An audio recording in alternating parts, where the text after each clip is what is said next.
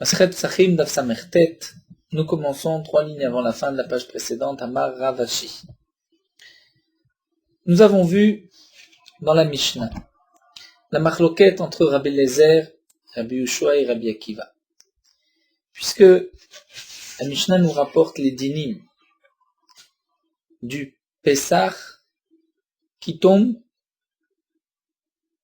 dimanche, veille de Pessah le 14 tombe un Shabbat.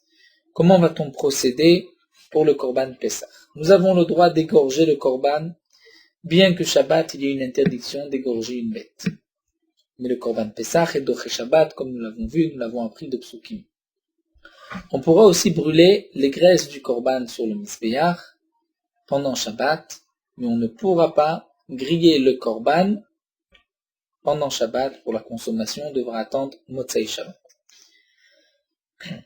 Est-ce qu'on a le droit de porter le Korban sur les épaules, passant par un Reshut Harabim pour l'amener dans le Beth Amikdash, ou bien de l'amener en dehors du Troum, ou de couper une verrue du Korban? Le Korban a un môme, une verrue, il faut lui enlever pour pouvoir le sacrifier. Là, nous avons une machloket. Tanakama nous a dit que pour ces 3 dernières choses, qui sont une interdiction midirabanan, de porter un korban, puisque nous avons la règle Chai Noset Atzmo, c'est celui qui pense même pour les bêtes, le vivant se porte lui-même. De même, pour enlever une verrue, comme nous avons vu, ce n'est qu'une interdiction midirabanan. Tanakama dit, c'est interdit pendant Shabbat, puisqu'on pouvait le faire avant. Rabbi Eliezer dit, Dochin, ceci, Shabbat, on pourra transgresser un shvut, une interdiction midirabanan, pour le korban Pessah pendant Shabbat. Et Rabbi Eliezer a fait un kal vachomer, et il a dit, si déjà la shrita, c'est une melacha minatora, et malgré tout, on a le droit, Shabbat, de transgresser Shabbat, de faire la shrita du korban Pessah, donc à plus forte raison, un issour de Rabbanan, qu'on pourra aussi transgresser pendant Shabbat. Rabbi Yehoshua lui a dit, Yom Tov Yochiyach, nous avons une preuve du jour de Yom Tov. Puisque Yom Tov, nous avons le droit d'égorger une bête, donc de transgresser une interdiction minatora. Yom Tov, la Torah nous permet de cuisiner, d'égorger une bête, leochel nefesh, pour manger, mais nous n'avons pas le droit d'apporter un aliment ou une bête dans dehors du troum, bien que ce n'est qu'une interdiction midirabanan. Donc Rabbi Yehoshua dit à Rabbi Eliezer, tu vois que une melacha est permise, une interdiction midirabanan, ça reste interdit. Alors Rabbi Eliezer lui dit, Mazé Yehoshua, quel rapport, quelle preuve me rapportes-tu de Yom Tov, étant donné que Yom Tov c'est facultatif, alors que pour le Korban Pessah c'est une mitzvah. Puisque c'est une mitzvah, on pourra transgresser même une interdiction midirabanan. Et nous avons vu que Rabbi Yehoshua lui pense que Yom Tov c'est aussi une mitzvah de manger, puisque c'est marqué dans le pasuk Atzeret Yelachem, on doit aussi Chetziol Hashem, Chetziol Lachem. Donc nous avons la mitzvah de manger Yom Tov, ce n'est plus un reshut, c'est une mitzvah, et malgré tout pour cette mitzvah, je ne peux pas transgresser une interdiction midirabanan. Donc là, la Gemara va reprendre d'abord cette partie entre Rabbi Yehoshua et Rabbi Eliezer. Et là nous dit Rav Ashi, Amar Rav Ashi ulmai de kamar Rabbi Eliezer name Yom Tov reshut. En vérité, dit Rav Ashi, malgré la réponse de Rabbi Eliezer qui dit que Yom Tov c'est facultatif, c'est pour cela que nous n'avons pas le droit de transgresser une interdiction midirabanan, alors que pour le Korban Pessah, puisque c'est une mitzvah, on pourra transgresser une interdiction midirabanan. Ça nous dit Rav Ashi, malgré tout reste une question sur Rabbi Eliezer. La question est la suivante, on peut faire encore le kal vachomer, même si on dit Yom Tov reshut, itle picha, il y a une picha. Uma Yom Tov, si déjà un jour de Yom Tov, shiitir ba melacha shel reshut, la Torah a permis une melacha shel reshut lorsque je veux manger, même d'après Rabbi Eliezer, qu'il n'y a pas de mitzvah de manger Yom Tov, on pourrait jeûner toute la journée, et passer son temps au Beth Amikdash. Malgré tout, Yom Tov, la Torah te permet d'égorger une bête et de la faire cuire. C'est une melacha pour un besoin facultatif, tu as le droit de transgresser Yom Tov. Et malgré tout, lo itir shvut sheima. Donc bien que Yom Tov est calme et léger, puisqu'on peut le transgresser et on peut faire une melacha minatora pour manger, malgré tout, le shvut ne sera pas transgressé un jour de Yom Tov. Donc Shabbat, qui lui est plus chamour que Yom Tov, shelo itir ba ela melacha shel mitzvah, puisque la Torah n'a permis pendant Shabbat qu'une melacha si c'est une mitzvah comme par exemple le Korban Pessah, mais pour autre chose que le Korban Pessah, nous n'avons pas le droit de transgresser Shabbat, et Nodin Shelotatir Shvut Sheima, n'est-ce pas à plus forte raison que pendant Shabbat, je n'ai pas le droit de transgresser une interdiction Midei Rabbanan de Shvut. C'est-à-dire, nous dit Rav Ashi, même d'après Rabbi Eliezer, on pourrait reprendre et faire le même Kal Vachomer Yom Tov et Shabbat. Si déjà Yom Tov qui est Kal, puisqu'on peut le transgresser pour un besoin facultatif, mais on ne transgressera pas une interdiction Midei Rabbanan. Donc Shabbat, où en aucun cas on peut transgresser une interdiction Minatora pour un besoin facultatif, mais que pour une mitzvah, n'est-ce pas à plus forte raison qu'on ne pourra pas permettre un shevut pendant Shabbat, une interdiction Minatora.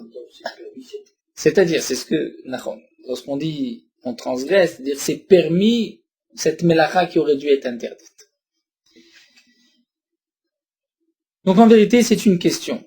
Rav Ashi dit, même d'après Rabbi Eliezer, même si on dit que Yom Tov, il n'y a pas de mitzvah de manger, malgré tout, reste une question sur Rabbi Eliezer. Comment se fait-il que Rabbi Eliezer permet un shvut pendant Shabbat? Et la Gemara continue et répond, Daf Samertet, nous commençons vers Rabbi Eliezer, shvut des mitzvahs adiflé. Rabbi Eliezer considère qu'un shvut d'une mitzvah, c'est plus fort qu'un shvut de reshut. C'est-à-dire, d'après Rabbi Eliezer, il n'y a pas de Kal Vachomer, puisque ce que nous voulons permettre ici, c'est un shvut d'une mitzvah. Pour la mitzvah du Korban Pessah, on a le droit de transgresser Shabbat, puisque c'est un shvut de mitzvah.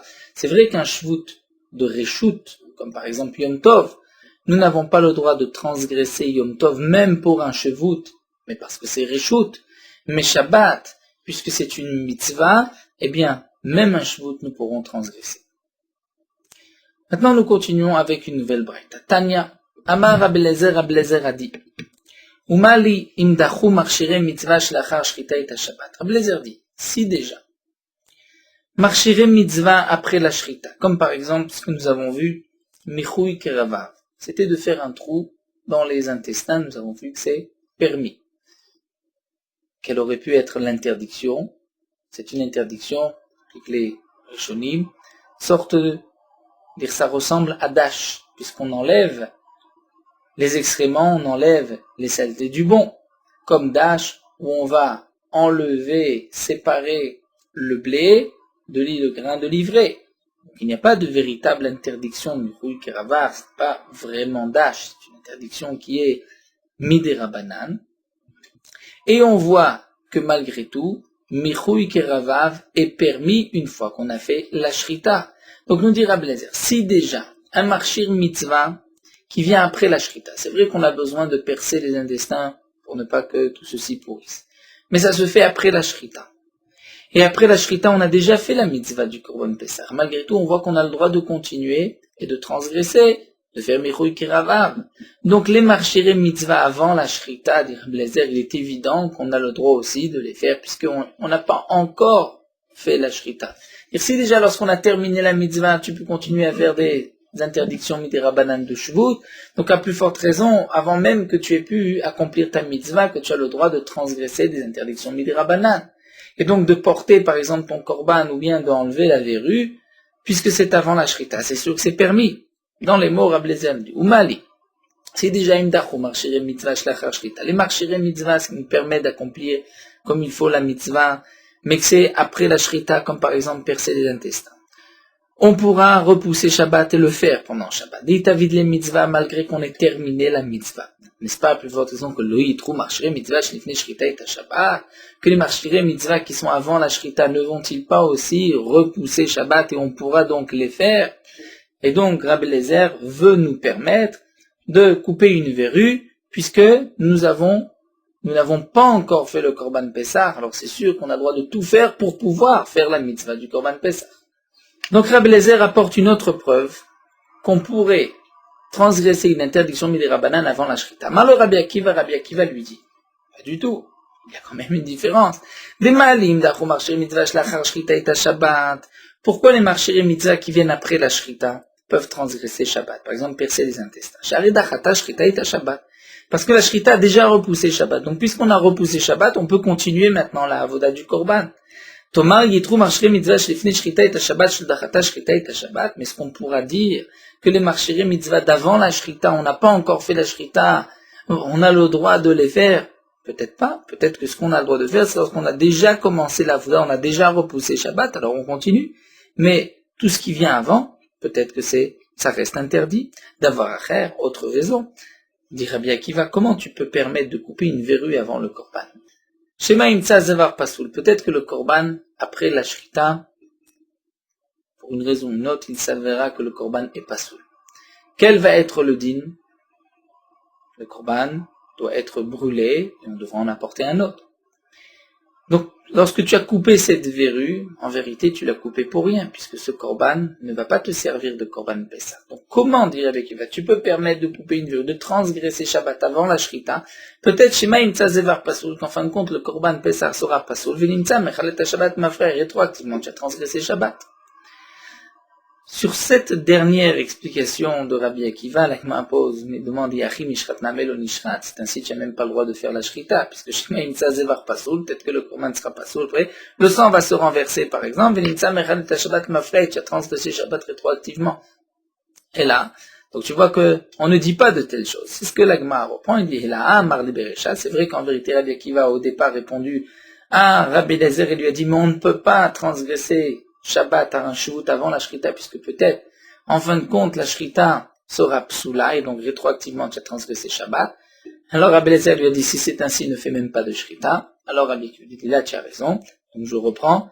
En vérité, on ne devrait pas permettre de faire les marchés mitzvah avant la shrita, parce qu'on n'a pas encore transgressé Shabbat avec une melacha qui était permis. Une fois qu'on a déjà transgressé Shabbat, donc on peut dire qu'on peut continuer des interdictions qui sont que midirabanan, c'est-à-dire que les chachamim n'ont pas maintenu leur interdiction puisqu'on a déjà transgressé en vérité ce qui normalement aurait dû être interdit minatora mais qui est permis pour le korban Pessah.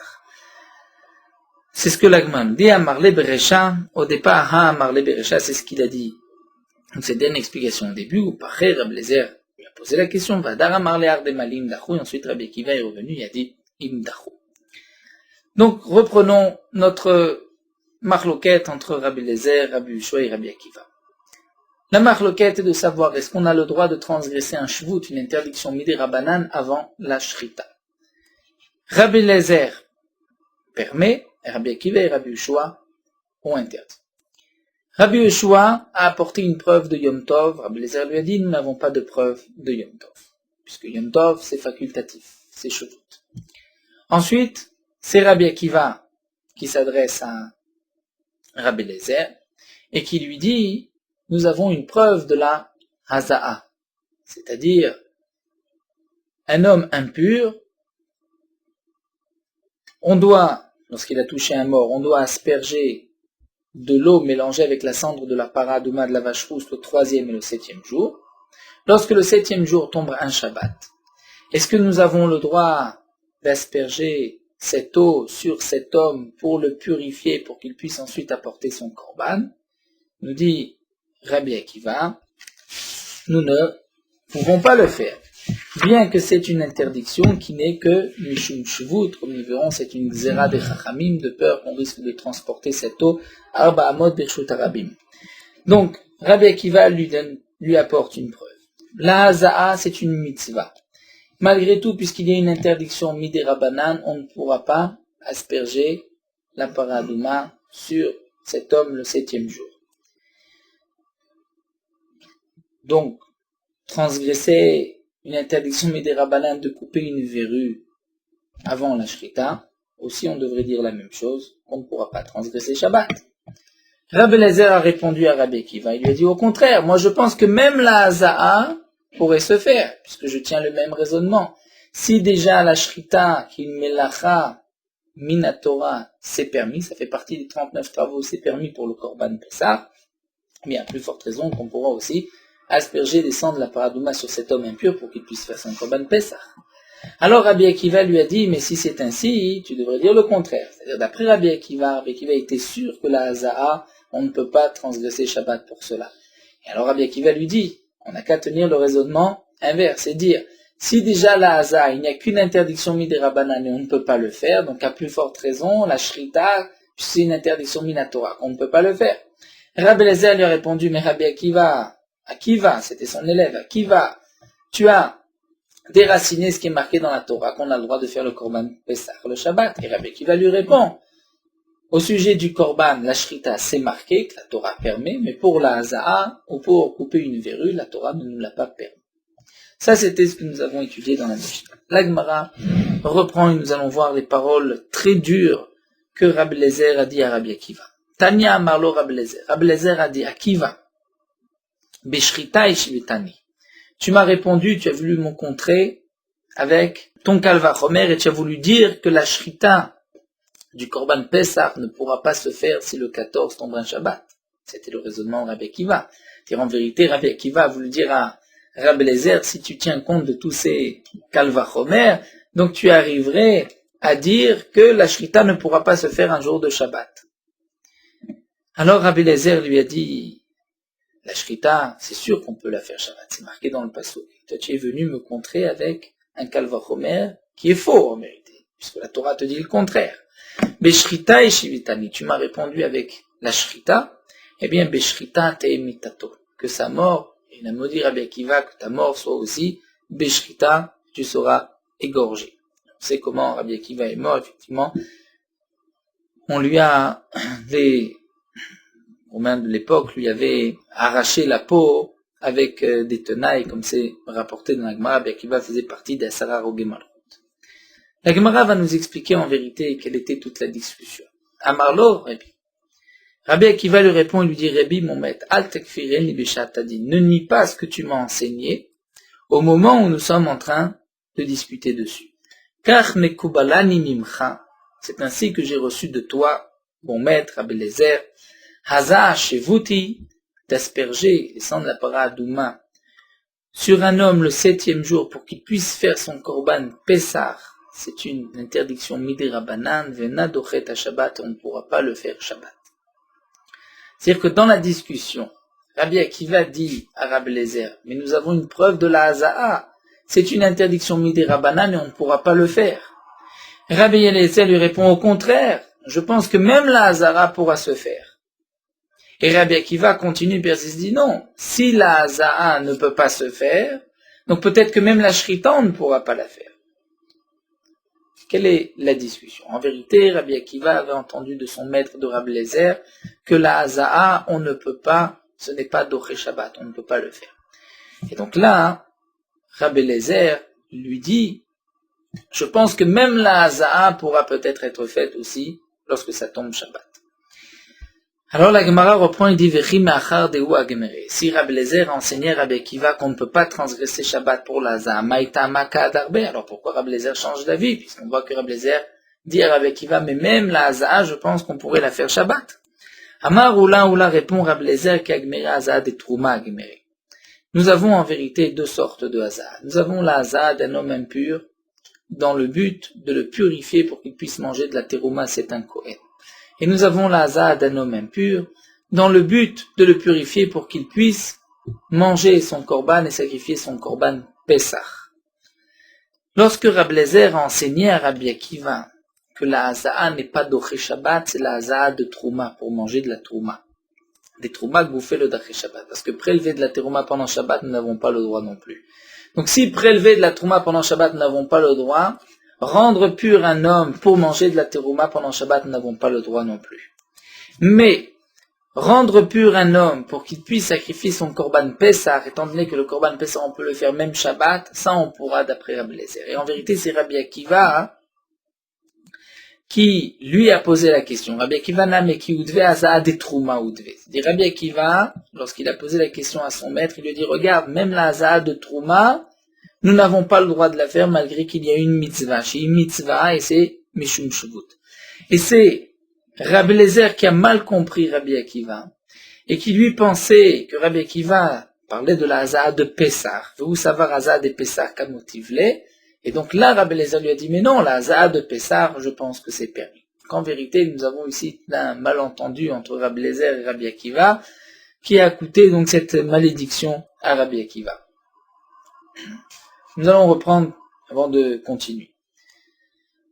Rabbi Eliezer fait un kalvachomer. Si déjà, la shrita, c'est une melacha minatora, on peut le faire pour le korban Pessah, à plus forte raison qu'on pourra aussi transgresser un chevut. Rabbi Akiva lui dit, mais voici que la haza'a, c'est une melacha qui est interdit mishum shvut, midei rabanan, et malgré tout, ça reste interdit. Rabbi Eliezer lui dit au contraire, la haza'a aussi c'est permis. Donc la Gemara nous a expliqué, Rabbi Akiva nous parle d'une haza'a de terouma, pour pouvoir manger de la terouma, c'est aussi une mitzvah, ça reste interdit. Rabbi Eliezer a compris qu'il s'agit de la haza'a pour Pessah, et Rabbi Eliezer pense que si on a un homme qui est impur, on pourra lui asperger les sangs de la paradouma pour qu'il puisse faire son korban Pessah. Donc Rabbi Eliezer dit non, la haza'a pourra même se faire un Shabbat pour le korban Pessah. La Gemara continue, Metiv Rabba, la Gemara nous rapporte une braïta, où a priori nous allons voir le contraire. Shiv Rabbi Akiva Vama, Rabbi Akiva a répondu et a dit, Haza'at Memet Tochiach. Donc là dans cette braïta nous allons voir que Rabbi Akiva a rapporté de la haza'a du Tmemet, et non pas simplement de celui qui veut manger de la terouma, mais de celui qui va apporter son korban Pessah. Donc Rabbi Akiva aurait répondu ainsi à Rabbi Eliezer, Haza'at Memet Tochiach. On peut apporter une preuve de la haza'a d'un homme qui a touché un mort, et qui le 7e jour, Shechal Shvi Shelo Liot B'Shabbat, 7e jour tombe un Shabbat, ou Berev à Pessah, et s'éveille de Pessah, il doit apporter son korban Pessah, mais il est impur. Chez mitzvah, c'est malgré tout une mitzvah, pour qu'il puisse apporter son korban Pessah, de lui faire cette haza'a, ve mishum shvut, il y a une interdiction midei rabanan, ve'ena dochet Shabbat. Et ça ne repousse pas Shabbat. Donc on voit dans cette braïta que Rabbi Akiva ne parlait pas de la haza'a de terouma. Il parlait de la haza'a de Pessah. Et la vadaï dit la Gemara, c'est vrai, haza'a de Pessah Agmer. Donc on revient sur ce qu'on a dit. En vérité, Rabbi Eliezer a enseigné à Rabbi Akiva que la haza'a de Pessah c'est interdit. Alors la Gemara reprend, donc si Rabbi Eliezer l'avait enseigné à Rabbi Akiva, pourquoi Rabbi Eliezer change d'avis? La Gemara nous dit, Rabbi Eliezer, Gemara Rabbi Eliezer a oublié ce qu'il avait enseigné à Rabbi Akiva. Rabbi Akiva l'a trouvé Gemara. Et Rabbi Akiva a voulu lui rappeler. C'est-à-dire que, lorsque Rabbi Akiva a dit, j'ai une preuve de haza'a, c'est une interdiction midei rabanan, même lorsque c'est pour le korban Pessah, tu nous as enseigné que c'est interdit. Rabbi Eliezer dit au contraire, je pense que même la haza'a c'est permis. Et Rabbi Akiva voulait lui dire, mais maître, tu nous as enseigné le contraire. Seulement, un élève n'a pas le droit de s'adresser ainsi à son maître. Donc Rabbi Akiva a voulu faire une allusion à Rabbi Eliezer. Et il lui a dit, si la haza'a c'est interdit, à plus forte raison donc que même la shrita devrait être interdite. Qu'est-ce que Rabbi Akiva a voulu dire par cela? C'est évident que Rabbi Akiva ne voulait pas déraciner ce qui est marqué dans la Torah qu'on peut faire la shrita du korban Pessah. Seulement Rabbi Akiva a voulu faire entendre Rabbi Eliezer que c'est évident pour lui que la haza'a on ne pourra pas transgresser Shabbat. Et Rabbi Eliezer aurait dû donc se rappeler, se dire tiens mais pourquoi c'est si évident aux yeux de Rabbi Akiva? Et Rabbi Eliezer se rappelait que la haza'a c'est effectivement interdit. Et donc ça, c'est ce que la Gemara nous dit. Rabbi Akiva a voulu rappeler à son maître, Venima lebedye, ce qu'il aurait pu lui dire ouvertement, mais Rabbi, tu nous as enseigné que c'est interdit, ça va, il pensait là, vorachara. Ça ne se faisait pas de lui dire ouvertement, il fallait lui faire un remez. Il a voulu faire un remez, mais malheureusement, Rabbi Eliezer n'a pas compris immédiatement le remez, et donc il a maudit Rabbi Akiva, en disant, tu va mourir aussi par shrita, puisque tu es venu déraciner, c'est-à-dire me poser des questions simplement, comme si on n'allait pas pouvoir faire la shrita du korban Pessah, alors que c'est un pasouk mefourash. Alors la Gemara termine et demande, pourquoi après tout on ne pourrait pas faire une haza'a, prendre de la cendre, mélanger avec de l'eau de la paradouma et l'asperger sur l'homme impur, puisque c'est simplement un tiltoul, on porte, on ne fait pas de melacha, titre Shabbat, on devrait donc pouvoir le faire Shabbat, Mishum Pessah, à cause du Pessah, Amar Rabba répond, de peur qu'il va transporter cette ce mélange, et il va marcher à Bamot Birshut Arabim, donc là les Chachamim ont interdit la haza'a, de peur qu'on vienne ensuite à sortir le liquide à Bamot Birshut Arabim. Donc maintenant, nous avons, si on peut dire, d'une certaine manière, compris toute la marloquette entre Rabbi Eliezer et Rabbi Akiva. Donc Rabbi Eliezer veut permettre tous les shvut qui sont Midera Banan, avant la Shrita. Rabbi Akiva les interdit. Rabbi Eliezer vient faire un Kalvachomer, si déjà la Shrita c'est permis, Kalvachomer, ce qui est Midera Banan, Rabbi Akiva lui rapporte la preuve de Haza'a, c'est interdit Midera Banan. Et malgré tout, ça reste interdit, veille de Pessah. Rabbi Eliezer avait auparavant donc enseigné à Rabbi Akiva qu'on ne peut pas asperger sans la paradouma sur un homme impur le 7e jour, même si ça tombe veille de Pessah. Et Rabbi Eliezer l'avait oublié, et Rabbi Akiva a donc voulu le lui rappeler. Maintenant, la Gemara continue. Nous avons vu que d'après Rabbi Eliezer a enseigné à Rabbi Akiva qu'on ne pourra pas asperger ces cendres, ce mélange sur un homme impur, de peur qu'on risque ensuite de transgresser Shabbat. Mais pourtant, demande la Gemara à Rabbi Eliezer, n'est vrai, on pourrait même transgresser Shabbat et asperger sur cet homme impur. Pourquoi? D'Amar Rabbi Eliezer, puisque Rabbi Eliezer a dit marchiré mitzvah dochin et Shabbat. Tout ce qui est marchiré mitzvah, c'est-à-dire tout ce qui nous permet d'accomplir une mitzvah, on peut être dochet à Shabbat, comme nous l'avons vu au sujet de la Mila, même fabriquer un couteau pour pouvoir faire la Mila, d'après Rabbi Eliezer, c'est permis Shabbat. Donc pourquoi la Haza'a, puisqu'après tout c'est pour permettre à cet homme d'apporter son korban Pessah, c'est une mitzvah, pourquoi on ne pourrait pas lui faire cette Haza'a, même si on risque ensuite de marcher dans le Reshut Harabim, de transgresser Shabbat, c'est permis. Amré la Gemara répond à Nimile Echad et Gavra Goufé Chazit. La Gemara va expliquer que il y a une différence lorsqu'un homme est apte, c'est-à-dire il peut faire le korban Pessah, il a l'obligation, il a la possibilité de faire korban Pessah.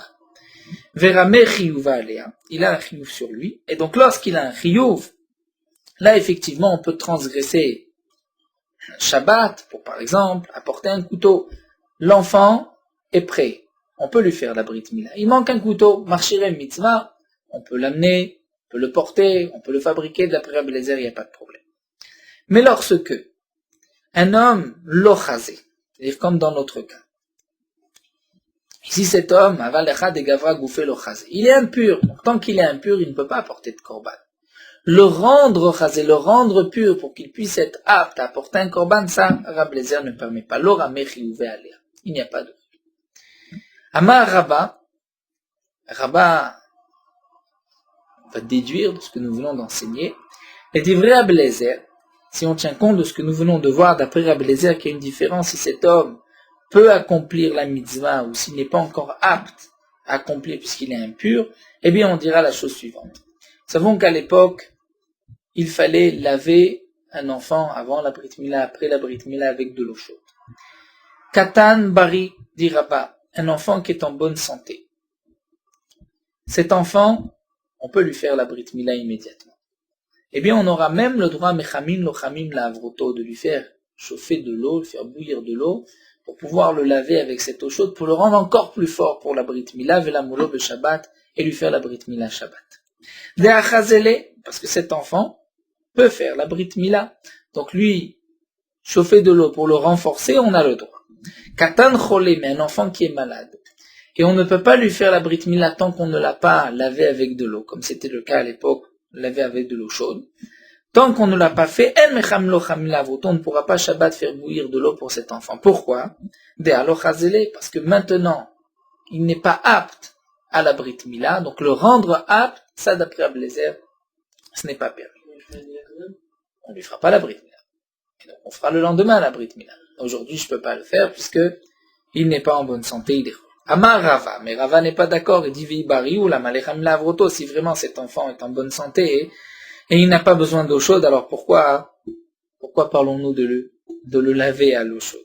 Et là, Amar Rava, en vérité, dit Rava, Kol Chol Minetzel Mila, tout enfant est considéré comme cholé, comme malade par rapport à la Brit Mila, Echad Katan Bari, Echad Katan Cholé, qui sont en bonne santé, malade, En Mechamin Lo Chamin Lavroto, Cholin ici, un Katan Cholé, il faudra dire un enfant qui est faible. Parce qu'un cholé, on ne lui fera pas la brit mila. Donc qui est faible, on ne pourra pas en mechamin lo chamin avroto velmol beshabbat de alochazé. C'est-à-dire d'après Rava, tout enfant, tant qu'on ne l'a pas lavé avec de l'eau chaude avant la brit mila, il n'est pas apte à qu'on lui fasse la Brit Mila, et donc Shabbat, on ne pourra pas, d'après Rabbi Eliezer, faire chauffer cette eau, puisque c'est rendre un enfant apte à la mitzvah, ça on n'a pas le droit de transgresser Shabbat. Lorsqu'un enfant est apte déjà à la mitzvah, on peut donc transgresser tout ce qui nous permettra de faire la mitzvah, mais le rendre apte, comme nous l'avons vu, là nous n'avons pas le droit. Étivé Abaye, mais Abaye va poser une contradiction. C'est marqué Harel Shelomal Anush Karet d'Ivre Rabbi Eliezer. Un Harel, un homme, un incirconcis, qui n'a pas fait la Brit Mila veille de Pessah. Après Chatzot, tout homme est tenu de faire le Korban Pessah. Mais un Harel est dispensé du Korban Pessah. Il ne peut pas manger le Korban Pessah. Mais il a la possibilité de se circoncire immédiatement et ensuite de faire le Korban Pessah. Un Harel qui ne s'est pas circoncis, qui n'a pas fait le Korban Pessah, d'après Rabbi Eliezer, Anush Karet, il sera puni par la punition de Karet. Et là demande la Gemara, Ve'acha de Gavra Goufé lo chazé, pourtant cet homme-là, lo chazé. Tant qu'il est Harel, il n'a pas d'obligation de faire son Korban Pessah. Ve'katane, c'est marqué que Anush Karet, qu'il recevra la punition de Karet s'il ne fait pas la Brit Mila, même Shabbat, aujourd'hui veille de Pessah, pour faire son Korban Alma. Donc tu vois que même d'après Rabbi Eliezer, Ramech, il veut aller à... Donc cet homme-là, même si pour l'instant il n'est pas concerné par le Korban Pessah parce qu'il est incirconcis, on lui demande de se rendre apte au Korban Pessah. Donc c'est une contradiction sur ce que nous venons de voir. Nous avons vu juste avant que d'après Rabbi Eliezer, un homme impur, la Gemara pose la question, un homme impur, est-ce qu'on peut transgresser Shabbat et le rendre pur pour qu'il puisse faire son Korban Pessah? Rabbi Eliezer a dit non. Pourquoi? Puisque pour l'instant il est exempté du Korban Pessah, puisqu'il est tamé. Le rendre apte au Korban Pessah en transgressant Shabbat, ceci n'a pas été dit d'après Rabbi Eliezer. On a dit voici que le Harel, on va d'après Rabbi Eliezer lui reprocher de ne pas avoir fait la Brit Mila le Shabbat après-midi pour pouvoir faire son Korban Pessah. Bien sûr, avant Chatzot, on ne peut rien lui reprocher. Mais après Chatzot, puisqu'il est tenu à faire son Korban Pessah, donc il a une obligation de se circoncire immédiatement. Puisqu'il ne le fait pas, il est Anush Karet. Donc tu vois que d'après Rabbi Eliezer, même un homme qui pour l'instant n'est pas concerné par le Korban Pessah a l'obligation de se rendre apte au Korban Pessah. Donc nous avons une contradiction entre le dîn d'un homme impur et le dîn de Harel d'un homme incirconcis. Pour l'homme qui est impur, on ne dira pas qu'il pourra transgresser Shabbat et se rendre pur, il n'en a pas l'obligation, alors que pour un homme incirconcis, on lui dit tu transgresses Shabbat et tu dois faire ton Korban Pessah. Amar Rabba répond et dit qu'Assava Rabbi Eliezer pense.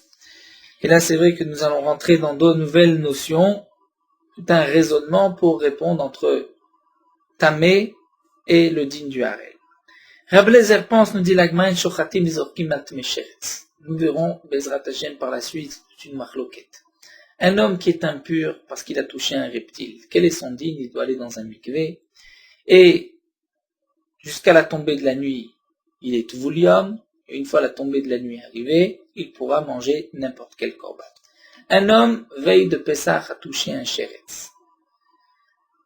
Est-ce qu'on pourra faire le korban Pessah pour lui ou pas, sachant qu'il a la possibilité de se purifier et de manger ce korban le soir? C'est une marloquette. Est-ce qu'on peut ou on ne peut pas? Rabbi Eliezer pense, En shochatim zorakim ant mesheretz. On ne peut pas le faire. Un homme qui est à mesheretz n'est pas concerné maintenant par le korban Pessah, je ne peux pas faire la shrita et la zrika de cet homme puisqu'il est impur. C'est vrai que ce soir il sera pur, mais pour l'instant il est impur. Puisqu'il est impur, je ne peux pas faire de shrita pour cet homme. Nous tournons la page.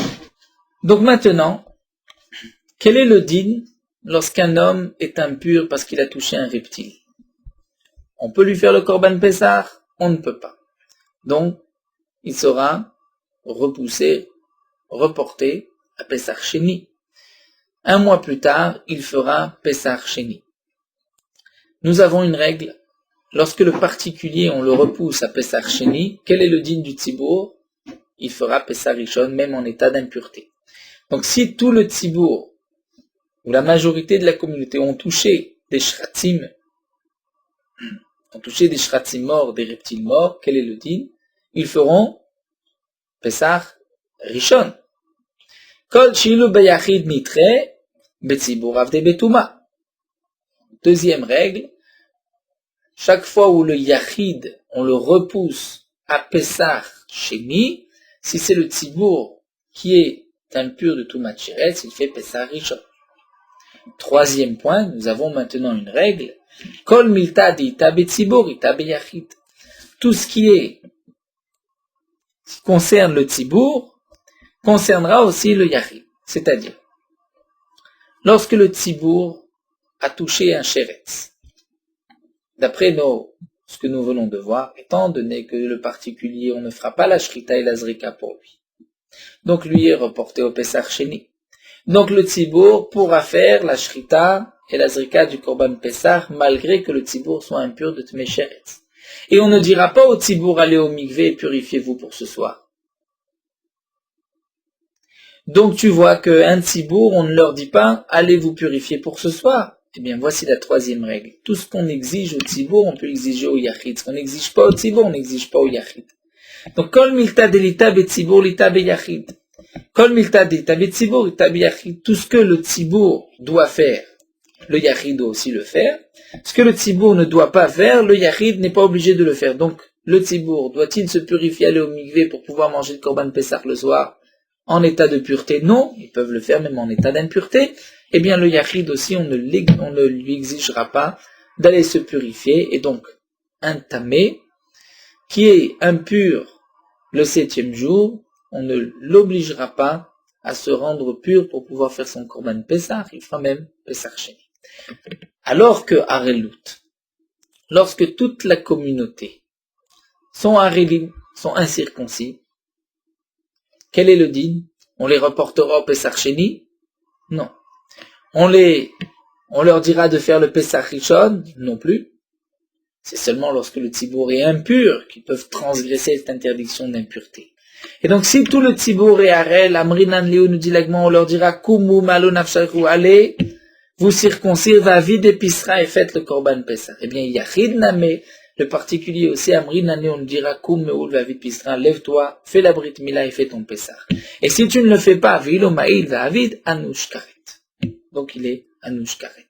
Alors que Toum'a, dans les dinim d'impureté, dit Koulet Tziburat Mim Ninu, si tout le Tzibour est impur, Loma Dinan Alayou, on n'exigera pas au Tzibour de les purifier et d'asperger sur eux les cendres de la Paradouma, et la Avde Betouma, ils feront Betouma en état d'impureté. Eh bien, Yachid n'amé Patour, le Yachid est Patour. Donc ici, l'Agma répond par quelques règles que nous avons lorsqu'on va les concentrer, ces trois règles. Nous avons répondu à la contradiction. Comment se fait-il que d'après Abelezer, lorsqu'un homme est incirconcis, on lui oblige, on lui dit, tu dois te circoncire. On l'oblige, on lui dit, tu dois te circoncire. Et s'il ne le fait pas, il est rêve karet.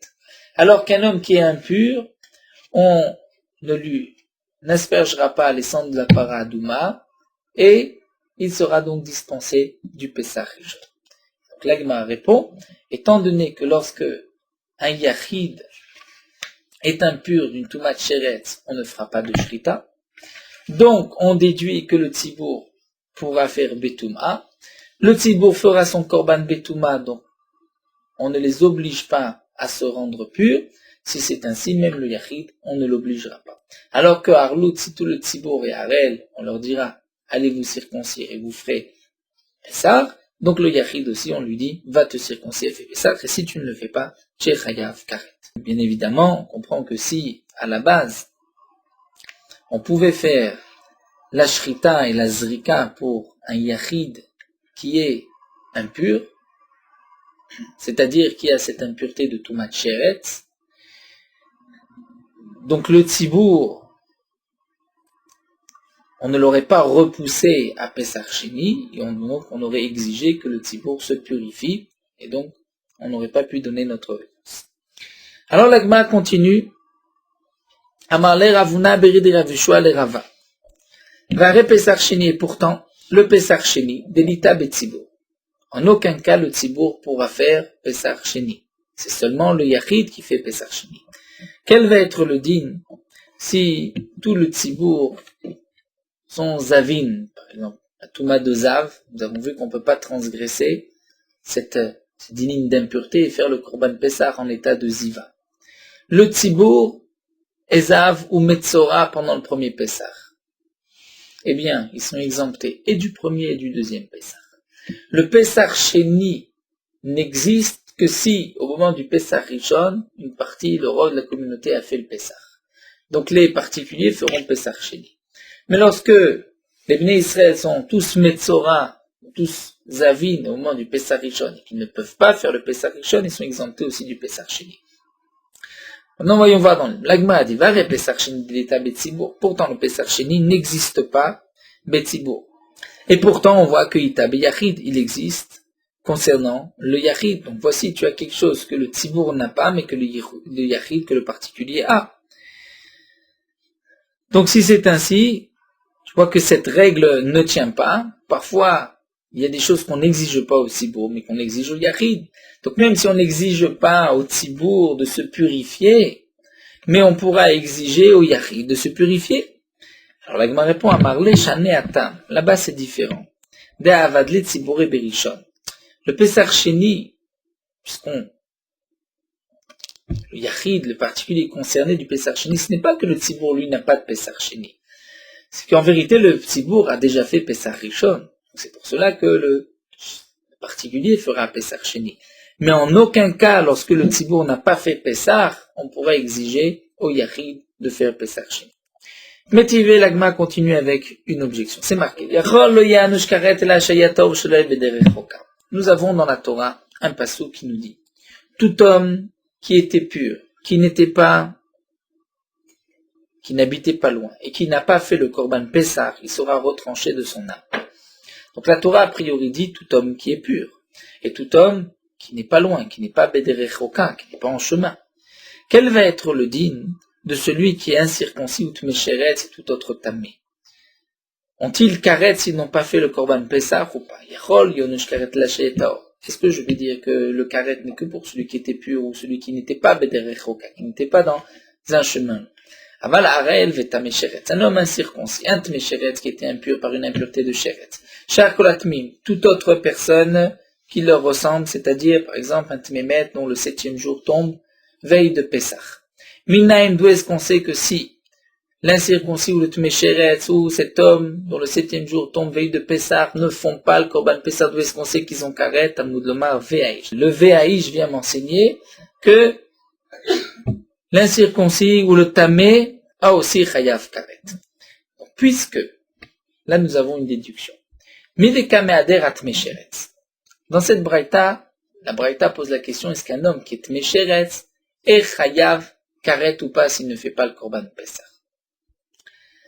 Qu'est-ce que pense ce Tana? Il pense que sur un tmesheretz on fait le korban ou on ne fait pas le korban. S'il pense qu'on doit faire le korban, donc le tmesheretz n'est pas plus impur qu'un homme pur, puisque de la même manière que pour le tahor il faut faire korban Pessah, le tmesheretz il faut faire korban Pessah, donc pourquoi aurait-il un statut différent? Donc puisque le Tana se pose la question, est-ce que le tmesheretz il a karet? C'est qu'en vérité, le Tana pense, en shochatim zorkim tmesheretz. Pourquoi? Parce que si shochatim zorkim tmesheretz, on peut faire pour lui la maladora aléa. Pourquoi poser la question, est-ce qu'il a karet ou pas? Il nous tahor, il a le même statut qu'un homme pur, et c'est sûr qu'il a karet s'il ne le fait pas. Donc je vois que le Tana pense que en shochatim zorkim tmesheretz, c'est-à-dire un homme qui est à mesheretz, on ne pourra pas lui faire la shrita. On ne pourra pas pour lui faire la shrita de son korban. Et malgré tout, tu vois que s'il ne fait pas son korban Pessah, c'est-à-dire s'il ne se purifie pas, il est chayav karet. Donc nous avons une contradiction avec tout ce que nous venons de voir. Alma, falgav de l'ochazé, même si cet homme, lui, n'est pas concerné par le korban Pessah, on ne peut pas faire de korban Pessah puisqu'il est tamé sheretz. Malgré tout, chiyuval, il a une obligation. La falgav était betzabour, il yachid, et même si le tzibour, on ne l'obligera pas à se purifier, mais le yachid, on l'oblige à se purifier. Donc c'est contraire à ce que nous venons de voir au nom de Rabbi Eliezer, puisqu'on avait expliqué avant que comment se fait-il que d'après Rabbi Eliezer, lorsqu'un homme est impur, on ne permet pas de transgresser, de faire une aza'a pour le purifier, puisque cet homme-là, l'ochazé, n'est pas concerné par le korban. Donc on ne l'obligera pas à se rendre pur. Pourtant là, on voit qu'un tmesheretz, même s'il est l'ochazé, on va l'obliger à se purifier, et s'il ne se purifie pas, il est chayav karet. Donc on revient à la question initiale, Et là, Rava nous dit que Kassava Rablezer Shochatim Zorkim Atmesheret. En vérité, Rablezer pense qu'on peut faire la shrita et la zrika du Korban Pessah pour un homme qui est impur d'être Mesheret, puisqu'après tout, il suffit qu'il aille dans un mikvé, il pourra manger le Korban le soir. Veuadin et Memet Bishvi Shelo. Et même un Tmemet, un homme impur, le 7e jour tombe veille de Pessah. Il a la possibilité de se purifier lorsqu'il va recevoir la Hazaa de la Para Adouma. Eh bien, cet homme-là, il devra apporter son korban. Mais malgré tout, on ne pourra pas le purifier. Pourquoi? Hazaa l'emaï, pourquoi veux-tu le purifier? Étant donné qu'il peut, ça c'est quelque chose d'assez particulier qu'on voit, cet homme, il peut se purifier. Puisqu'il peut, il est concerné par le korban Pessah, et donc on fera la shrita du korban Pessah, et il s'est acquitté de son obligation. Donc maintenant, le raisonnement est le suivant. Puisqu'il peut, et qu'il s'est acquitté de son obligation, alors maintenant pourquoi le purifier? Pour qu'il puisse manger. On n'est pas obligé de manger le Korban Pessah. C'est une mitzvah, mais si on ne le fait pas, on s'est quand même acquitté de son Korban Pessah. Un homme qui a apporté son Korban Pessah, ensuite il ne peut pas le manger, il a accompli sa mitzvah. Donc c'est pour cela que Rabbi Eliezer interdit de purifier cet homme-là, puisque la achila c'est pour lui permettre de manger, c'est pas obligé de manger le Korban Pessah. Mais c'est un signe au moment où tu as égorgé le Korban Pessah, il ne pouvait pas manger. Amarli lui a dit non. Shelo leochlav, c'est quoi? C'est un homme qui est cholé, qui est malade, ou une personne âgée, les aken, de l'ochazé, où eux, vraiment ne peuvent pas manger. Avalha et mirze chazé. En vérité, cet homme, il peut. Son antikouné ou de l'omitkan. Il lui manque un petit quelque chose. Il n'a pas la possibilité de se purifier. Donc là, nous allons reprendre de mot la réponse de la Gemara. Nous avons vu que d'après Rabbi Eliezer, un homme qui est incirconcis veille de Pessah, il a l'obligation de se circoncire et d'apporter son korban. S'il ne le fait pas, il est chayav karet. Un homme qui est impur, et le 7e jour de son impureté tombe veille de Pessah. On a la possibilité de le purifier, de prendre l'eau mélangée avec des cendres de la para adouma, de rendre pur cet homme, et ensuite il pourra apporter son korban. Rabbi Eliezer interdit de faire cet hasard. Quelle est la différence? Pourquoi dans un cas c'est permis, dans un cas c'est interdit? Faire la brit mila, c'est aussi interdit. Donc la Gemara répond donc avec la dernière explication de Rava de la manière suivante. D'après Rabbi Eliezer, puisque cet homme est impur et qu'il a la possibilité de se purifier aujourd'hui, puisqu'il ne lui manque que la hazaa, de la même manière le tmesheret, il lui manque juste de se tremper dans un mikvé, et il sera pur et il pourra faire son korban Pessah. Donc puisqu'il peut se purifier, j'ai déjà le droit de le compter dans le groupe, de faire la shrita et la zrika du korban pour lui, et il s'est acquitté de son obligation. Donc maintenant Rabbi Eliezer dit, alors maintenant pourquoi le purifier? Pour qu'il puisse manger, c'est pas grave, même s'il ne mange pas, il s'est acquitté. Dire, puisque j'ai la possibilité de le rendre pur, la Torah bien sûr, donc je vais faire la shrita pour lui, il s'est acquitté de son korban. Non, pourquoi le purifier? Pour qu'il puisse manger? Chachamim m'ont dit non, puisque ce n'est pas obligatoire, même s'il ne mange pas, il n'a pas on va dire, il a quand même accompli sa mitzvah, eh bien on garde notre interdiction de purifier un homme pendant Shabbat, et ça restera donc interdit, c'est là la raison de Rabbi Eliezer. Nous terminons, effectivement une souga assez compliquée, terminons avec quelques lignes beaucoup plus faciles, puisque dans la Mishnah nous avons vu le dernier klal, voici la règle. Rabbi Akiva nous a dit toute melacha qu'on pouvait faire avant Shabbat, eh bien on ne pourra pas transgresser Shabbat pour cela. La shrita, on ne pouvait pas le faire avant Shabbat. La shrita du Korban Pessah, c'est veille de Pessah le 14. Donc on pourra le faire pendant Shabbat. Couper la verrue d'un korban, la porter en dehors du troum, ça pouvait se faire avant Shabbat, donc on ne pourra pas le faire pendant Shabbat.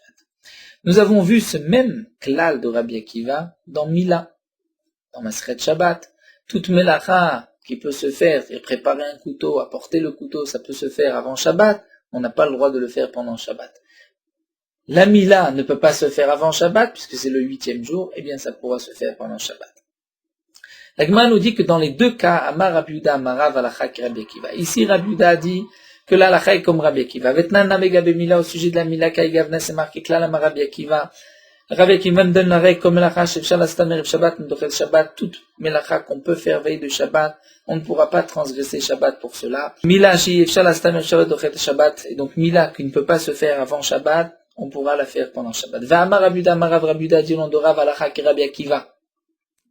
Donc 2 fois, Rabbi Yehuda dit au nom de Rav que la halakha est Rabbi Akiva, et en vérité c'est toujours le même principe. Ce que je peux faire avant Shabbat, je n'ai pas le droit de transgresser Shabbat. Ce que je ne peux pas faire avant Shabbat, c'est-à-dire bien sûr dans le cadre d'une mitzvah, je pourrais le faire pendant Shabbat. Alors pourquoi Rabbi Yehuda a dit au nom de Rav 2 fois que la halakha est comme Rabbi Akiva, une seule fois suffisait, et j'aurais pu déduire l'un de l'autre. Vetzricha dit l'agma, j'ai besoin des deux. Diyesh menengabe Pessah, si on m'avait enseigné au sujet de Pessah, j'aurais pu dire à Tam,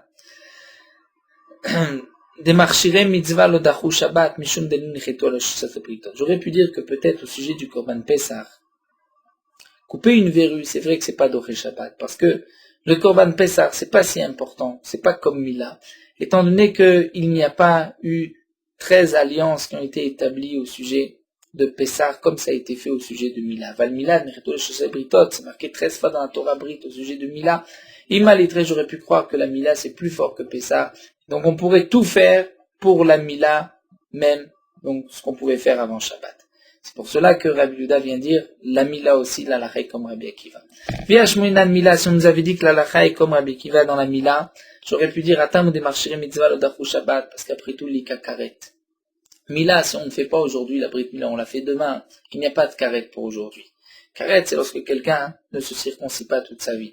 Aval Pessar dit karet, mais pour le Korban Pessar, puisqu'il y a karet, et mal et trop, j'aurais pu croire que j'ai le droit même de transgresser tout ce qui nous prépare à la mitzvah, tzricha, donc j'ai besoin des 2 cas où Rabbi Akiva nous a enseigné. Donc Rabbi Yehuda vient dire dans les 2 cas au nom de Rav, la halakha comme Rabbi Akiva, ce que je pouvais faire avant Shabbat, je n'ai pas le droit de le faire pendant Shabbat, alors que la Mila, la Shrita, je ne peux pas le faire avant Shabbat, ça j'ai le droit de le faire pendant Shabbat.